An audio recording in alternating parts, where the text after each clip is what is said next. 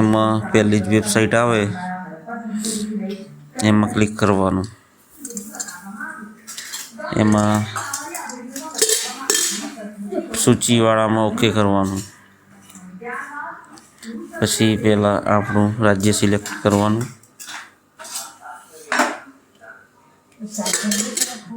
પછી આપણો જિલ્લો સિલેક્ટ કરવાનો. પછી આપણો તાલુકો સિલેક્ટ કરવાનો.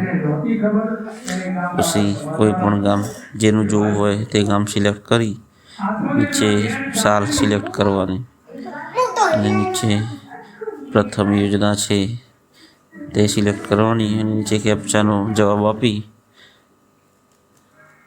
ઓકે કરી દેવાનું. નીચે એક્સેલ ફાઇલ અને PDF ફાઇલ બંનેમાં આવી જશે. હવે આપણે એક્સેલ ફાઇલ જોવી હોય તો એક્સેલ ફાઇલ ઉપર ઓકે કરીએ એટલે એક્સેલ ફાઇલ ડાઉનલોડ થઈ જાય આ રીતે.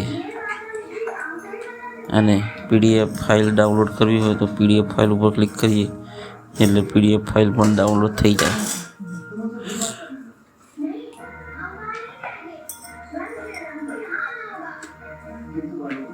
આમ